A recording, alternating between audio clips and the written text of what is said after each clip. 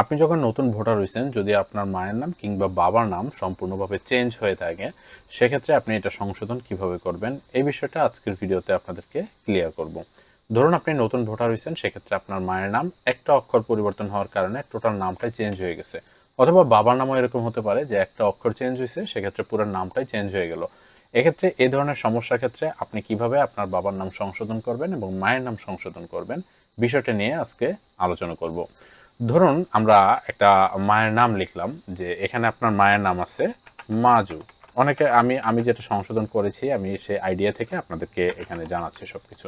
আপনার মায়ের নাম আছে মাজু, কিন্তু আপনি করতে চাচ্ছেন নাজু। ওকে, তো এখন দেখা যাচ্ছে আপনার এই ময়ের জায়গায় শুধুমাত্র একটা অক্ষর নয়ের কারণে হচ্ছে আপনার টোটাল নামটাই চেঞ্জ হয়ে গেল।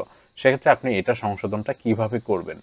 এর জন্য আপনি জানেন যে আপনি যখন নতুন ভোটার হয়েছেন, তখন আপনার মায়ের এনআইডি কার্ডের কপি কিন্তু সেখানে প্রয়োজন হয়েছে, এবং মায়ের এনআইডি কার্ডের নাম্বার আপনার আইডির ডাটাবেজে কিন্তু এন্ট্রি করা আছে।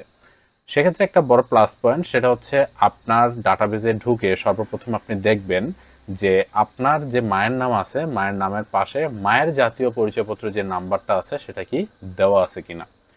যদি মায়ের জাতীয় পরিচয়পত্র নম্বর দেওয়া থাকে, আমি এখানে একটু লিখছি মাতার পরিচয়পত্র নম্বর। ওকে, যদি মাতার পরিচয়পত্র নম্বর দেওয়া থাকে, সেক্ষেত্রে আপনার জন্য সবচেয়ে বড় প্লাস পয়েন্ট। আপনি কি করবেন, এই নামটা সংশোধন করার জন্য, বা এই লেভেলের যারা আছেন যাদের হচ্ছে এরকম টুকটাক ধরনের সমস্যাগুলো হয়েছে, তারা হচ্ছে এই একই লেভেলে আবেদনটা করবেন।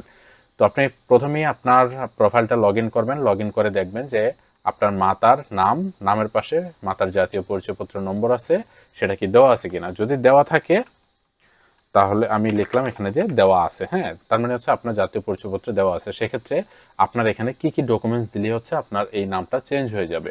এক্ষেত্রে আপনি এখানে উল্লেখ করবেন শুধুমাত্র আপনার জন্ম সনদ, আপনার একটা জন্ম সনদ দিবেন, প্লাস আপনি সাথে হচ্ছে আপনার মাতার জাতীয় পরিচয়পত্রটা দিবেন, জাতীয় পরিচয়পত্র। ওকে, এক্ষেত্রে কি হবে, আপনার মাতার জাতীয় পরিচয়পত্রে যদি আপনার নাম ঠিক থাকে, অর্থাৎ নাজু আপনার মাতার জাতীয় পরিচয়পত্রের নাম ঠিক আছে, আপনার জন্ম সনদের মধ্যেও ঠিক আছে, প্লাস আপনার জাতীয় পরিচয়পত্র অর্থাৎ আপনার যেই সার্ভার আছে, আপনার সার্ভারের মধ্যে আপনার মায়ের জাতীয় পরিচয়পত্র নাম্বারও এই মাতার জাতীয় পরিচয়পত্র নাম্বারের সাথে ম্যাচিং আছে।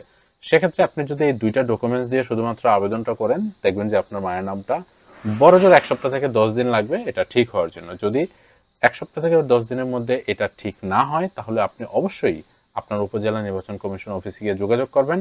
আশা করি আপনার যোগাযোগ করার মাধ্যমে এই কাজটা আপনি দ্রুত সম্পন্ন করতে পারবেন।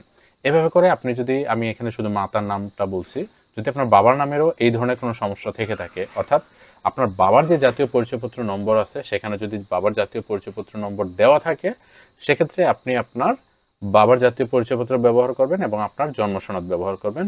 দেন এই দুইটা ডকুমেন্টস দিয়ে যদি আপনি আপলোড করে অ্যাপ্লাইটা করেন, তাহলে হচ্ছে আপনার বাবার নামটা আপনি চেঞ্জ করতে পারবেন।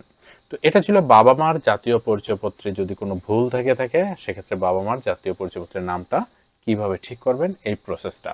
যদি এটা নিয়ে কারো কোনো কোশ্চেন থাকে, অবশ্যই কমেন্টস করে জানাবেন, বা বুঝতে সমস্যা হলে অবশ্যই কমেন্টস করে জানাবেন। ভিডিও শেষ করার আগে আপনাদের কাছে রিকোয়েস্ট, যারা আমাদের চ্যানেলটিতে এখনো নতুন দর্শক আছেন, সাবস্ক্রাইব করে সঙ্গে থাকবেন।